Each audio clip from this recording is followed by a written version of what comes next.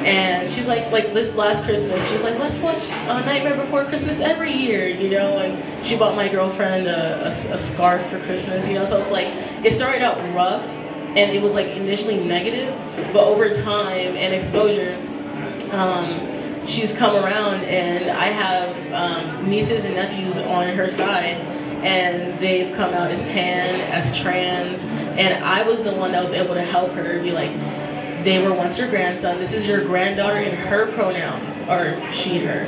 And like, she got it, and it's like, if it wasn't for me being visible, like, they wouldn't have known to come to me, and I would have been able to help her figure it out. And yeah, like I said earlier, just by living my truth, being able to help so many different people. I was telling Nicole earlier, I was on the Gay Straight Alliance. I was president in high school and my freshman semester of college, and we had a national coming out day, like little fair, and we had a flag raising ceremony.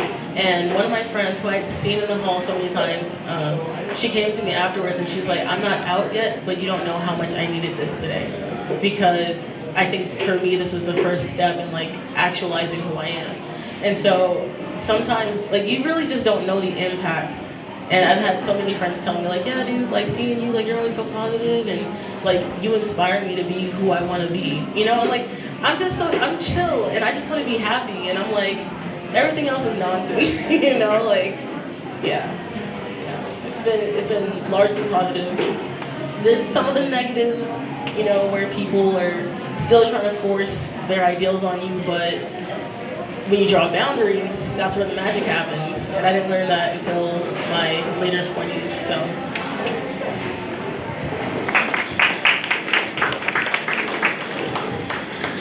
What's the best thing about coming out? What impact has it had, positive or negative, or anything you want to share, Brian? Personally, coming out made me feel empowered, personally. Outwardly, everywhere I've worked, someone's come out to me. Whether they were already out but in the closet like a chief executive 20 years ago, or whether it was someone a couple years ago who at the age of 50 and having cared for her grandmother at the end of her life and beaten cancer and, all that's over, she realizes she's a lesbian and she comes out to me a couple years ago. And that led up to several years of us being work friends. People joked that she was my work wife. I work for a community center that's ethnic, that I don't belong to this ethnic group, so we talked a lot about being different from everyone else or from mainstream America. And eventually she came out to me. So outwardly, I make other people feel comfortable, which is awesome. And inwardly, I felt better almost 30 years ago when I did it.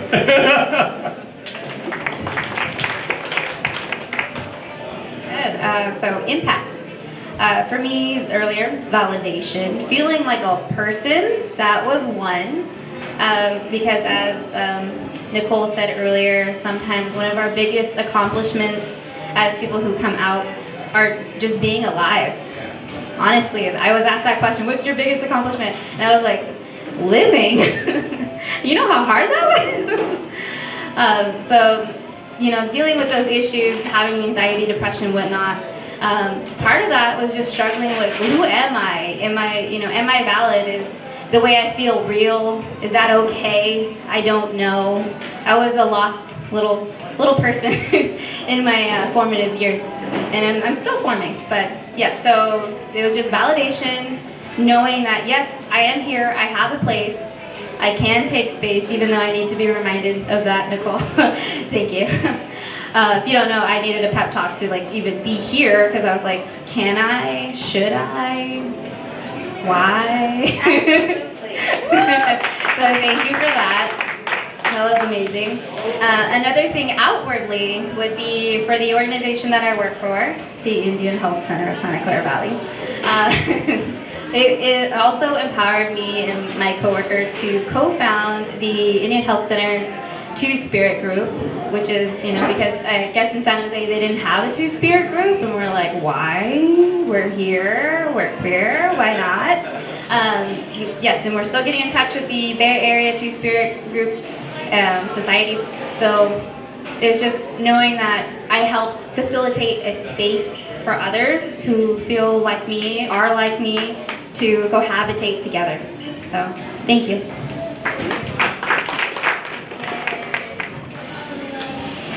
So this next question is actually one of my favorite questions, and it'll be the last question for the panelists. And then we'll open it up for question and answers in case somebody has a question and the panelists are open to answering it. But so this question is, what advice would you give to somebody that somebody is coming out to? So if somebody approached, your mom and wanted to come out to her, what would you tell your mom to help that person coming out? Listen. Just open your heart and listen. The other thing I would probably tell her, which is something I realized along the way somewhere, that nobody has the right to tell you who you are. That's up to you. And when it comes to your gender or your sexual orientation, there's only one vote, and it's yours. That's what I would tell her. I'd probably say be nicer than that. I would say be open. Don't question them. Don't be like, are you sure? But what if? It's like, no, because it's already such a courageous act to even open up and share that part of yourself with someone. So if they're trusting you and being like, hey, this is who I am, accept them. I would recommend do a little research, because as queer people, it is so important for us to be understood. That's why we come out to begin with, is because we want to be understood. And I feel like being understood is one of the greatest gifts you can give another human being, and to listen to another human being. So do a little bit of research. If they say I'm two-spirited, do some research. If they say non-binary, trans, gay, blanket term queer, just do your due diligence, and remind them that you love them, because that's one thing that we're really, really afraid of. Like I said, I was breaking down in my dad's truck about to tell him that I'm gay, and he was like, I already knew. And I think about how scared I had to have been to be bawling my eyes out, thinking that my father's about to disown me when we've had a otherwise perfect relationship, So remind them that you love them and be open and hug them. Of course, important.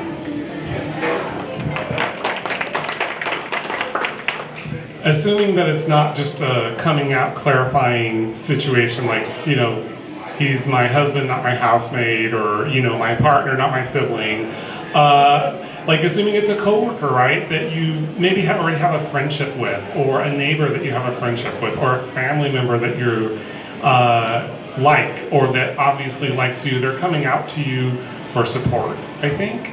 And they're coming out to you because they're realizing something. So I think listen and meeting them where they were, which I think is kind of what I gathered from Felixer and Lisa, is really important. Listen and meet them where they are. Where they are. I feel like I'm doing a little golf clap. Yes, Brian. Yes. Okay. For me, I would also like to remind people that the LGBTQ2 terms are not a one-size-fits-all. Whichever this person is coming out to you as, you might be like, what? I didn't know that, or how? Save those questions for later when they're more comfortable. Internalize it, maybe, put it on a pin board or something. And just know that whatever they're coming out to you as is their truth. So one question that I have gotten a lot is, okay, as a two-spirit person, does that mean you're gay? You lesbian? And I'm just like, all right, honey. Being a two-spirit person doesn't necessarily mean that's my gender identity. It's not my sexual orientation, and that's none of your business anyways. Sorry, hun. But yes, just love, acceptance, as everyone else said, meet them where they are. Absolutely. I was thinking about this, and you never truly stop coming out, because you meet new people all the time, you enter new spaces, And one of my biggest tips for anyone coming out is you don't have to make it a big deal, because I would always be like, should I tell my coworker like, oh, I'm gay, you know, and then have it be like this whole thing.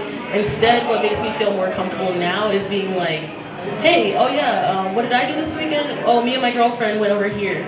And now it's just like, it's so matter of fact and so like, you know, it's like, what are they gonna do? Like, oh, I didn't know you're gay. Like, why are you making such a big deal about it? Like, you know, like, let me live. So never think that you owe people like a whole explanation, or that you have to make yourself super vulnerable, because it should just be as simple as, oh yeah, like the sky's blue today, you know, and that's what makes me,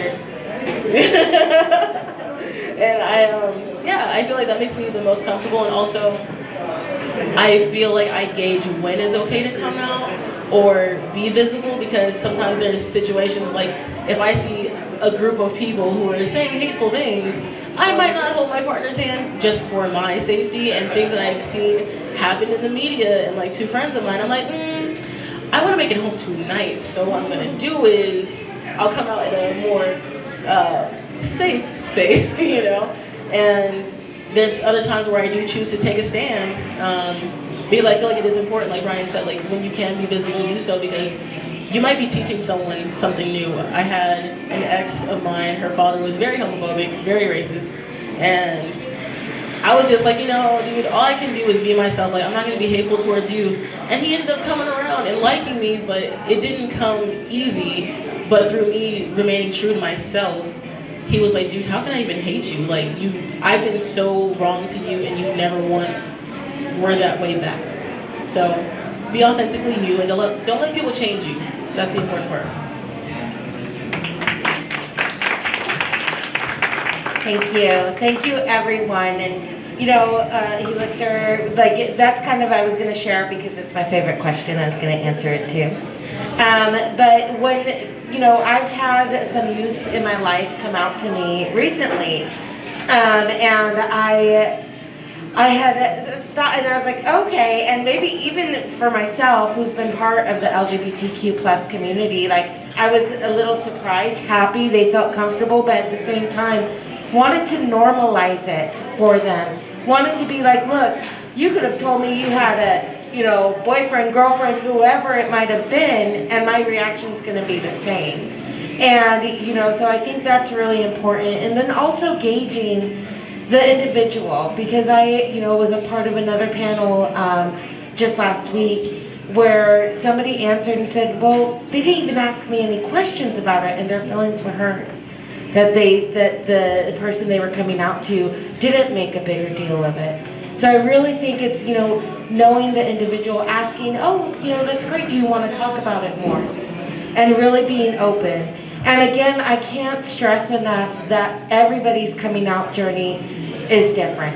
Everybody's coming out journey is special and unique and brave. And, you know, when it's safe to come out, and if you are ready to come out, you have a huge community that is here for you, whether you're in the closet, out of the closet, or, you know, you've kicked down the closet a billion years ago like Brian. Come out however you want, and we are here and ready for you. So thank you, everyone. I want to leave it open to the audience. If you have a question for any of our panelists, you know, feel free. Yes. This is whole thing about it.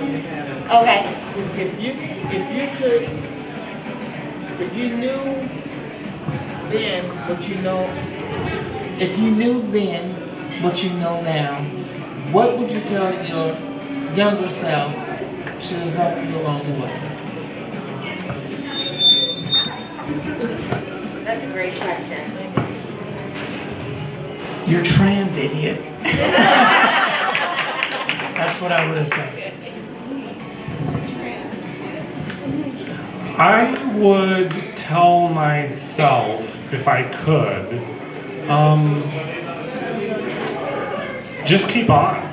You know, just keep on, because sometimes when I was young, it felt a little hopeless and very lonely. And also when I was growing up, all the gay men 15 to 20 years older than me were dying. Like I was born in '76. I went to kindergarten in '81, and that's when gay men just started dropping like left and right. And so my whole childhood was me being called a faggot and seeing faggots die on TV, and the 700 Club and the Religious Right and everyone and all the hate. And but just keep on, you know, just to know that there's a world bigger than Watsonville, there's a world bigger than your block, and there is a community out there that will receive you. Also be careful in that community, not everyone's great, but you know, like, I mean, there's bad people everywhere, right? But like, there is a community out there, so keep on, don't give up. Golf claps, golf claps. I'm gonna keep it up. So for me, as I said earlier, young me was a sad little person. I just would have been like, you're okay. You will be okay. You are stronger than this. You got through this, that, and whatever. You're gonna keep it going. And I think younger me would be very appreciative of who I am today.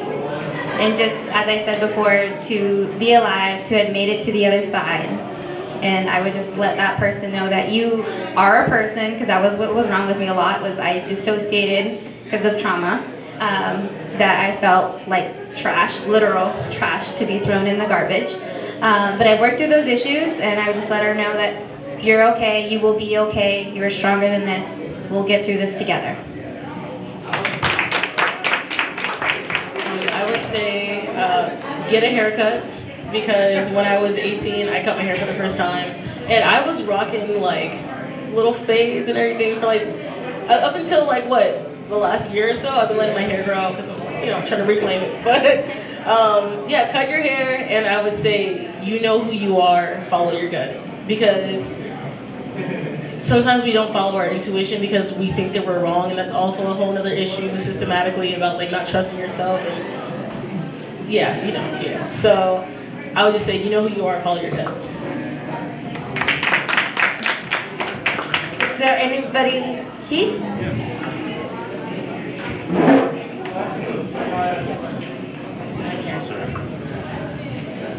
I just want to say that this is really a beautiful group because it represents a lot of intersectionality within our society. A lot. We've got people from every walk and area of life, and it's beautiful. And the LGBTQ community has for a long time been the community that really cements a lot of unity and inclusivity within our society today, something that we sorely see the lack of in our community. So the question being is, how can we do a better job, being a better example, acknowledging where we're at now, but how can we improve and be the example that our communities need to be inclusive, to listen, to love, and to be that shining example towards where we need to be in the future.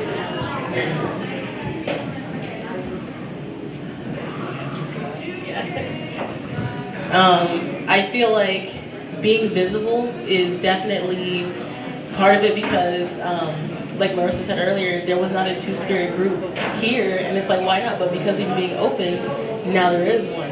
And take up space, because I came here, it was the drag brunch that they have once a month? Yeah, once a month. And I was just here as an audience member. I'm from the East Bay, but I perform in San Francisco.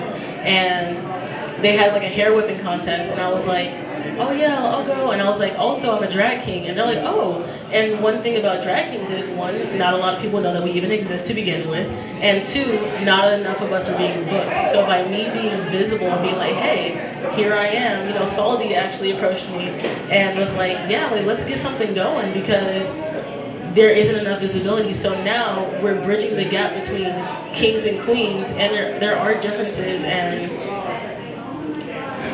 it's a world that needs to be navigated better. And so by showing up and being yourself, I've met so many beautiful people, and we've connected not only here but in other events. I'm here now because I came to the brunch, we did Silicon Valley Pride together, and now here I am. So by taking up space, now I'm meeting so many wonderful people, and I'm sure everyone here is going to take away something different now and probably have the confidence to go forward and then, you know, make their own space, you know? So, awareness. I'll just speak as someone who walks around male and walks around white in this world. Challenge the racism and or sexism and or misogyny or transphobia that you encounter in your own section of the community.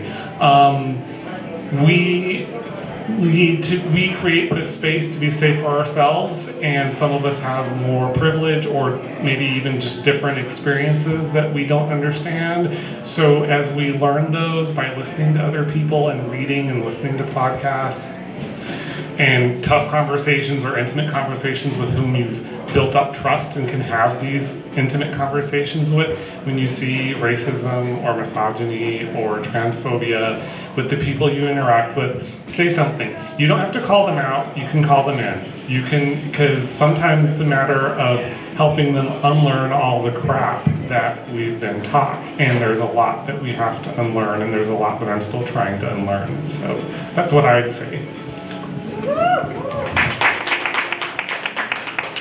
I'm laughing at my golf claps again, sorry. I can't, yeah, corny dad jokes. So for me, what I would like to remind others is do not gatekeep yourself. I did that to myself, it's terrible. We are our own worst critics. If there's a space for you to take up and you're able to, go for it. You know, represent your community, represent your culture. You know, if your culture is quote unquote the dominant culture around, make space for others to take that up. So being a part of the Indian Health Center and creating the Two-Spirit group, I've gotten more involved in Silicon Valley Pride, I've gotten more involved with Project More, the Billy DeFrank Center. She took her head right up, she was yeah, so take up space, don't be afraid. If you are looking for help, look around you, we're here for you.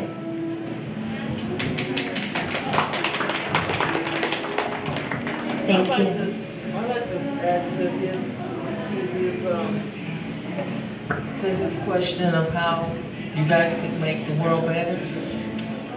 For a lot of people that are not gay, they have this misconception that gay people only hang with gay people. They have nothing to do with so-called straight people.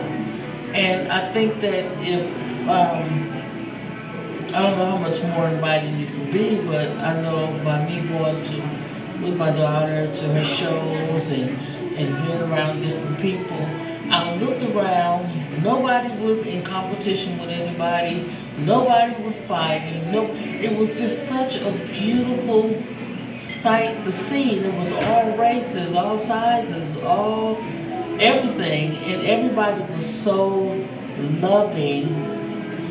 It made me happy because everybody there was happy. I'm like, are these people taking something? Everybody is so happy, right? I'm like, I want to be happy like that. And when I'm in that environment, I feel safe, I feel loved, I just feel like I'm included in it all. And I think if more people would know that they can be included. But if you stop building those walls of misconception, you could really see a beautiful thing. People say, well, aren't you angry at your daughter for being? No, I had her. How can I be angry at her for being who she is?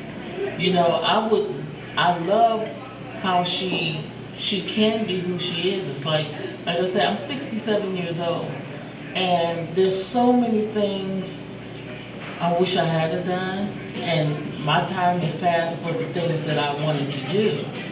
But, you know, with young people, it's never too late, but I look pretty ridiculous with a mini skirt on. I'm 67 years old. Half of my boobs hanging out. I would want to be free and wear those type of clothes, but like I said, my time has passed. But for any young people, live your life. I don't want her to live her life through me. I don't want to say, well, I wanted to be a nurse, so you have to be a nurse because I didn't do it. No, you be who you want to be and live your truth and live your life and be happy As long as you're not murdering people or molesting kids, I don't care. So that's it. I think that is the best way to end this panel discussion. Be who you are, live your life, and take up space. Take up space. Wear every single one of your colors proud. So thank you. Happy National Coming Out Day. Thank you for everybody that came, everybody that's watching, and to our amazing panelists. You are all the epitome of brave and courageous and beautiful and authentic. So thank you so much.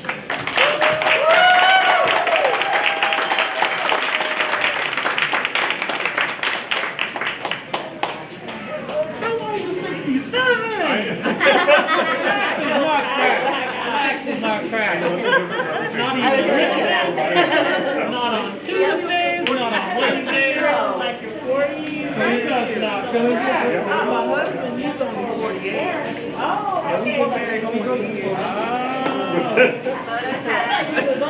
No, that. I was like, y'all are both in your 40s. No, he's like 40, he's 48. My goodness. With this big camera. One, two, three. They have to work out. I mean, I would say, well, one more with this. 1, 2, 3. Just like keep exercising and keep your muscles. You also have to exercise your mind.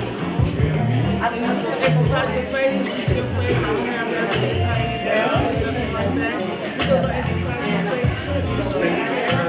I'm fighting old. Like you looking up, watch your eyebrow look like this. It's not a competition. And you will feel all this time. Floor to floor. Like 100 every day. Open your mouth, open your mouth. Open your mouth and keep this. Because when we sleep,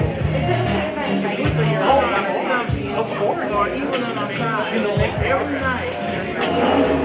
One other, So, is this on? eventually, the last One other thing, if anybody would like to ask our panelists questions, privately, you're more than welcome to approach them. I've asked. Thanks. I didn't end up with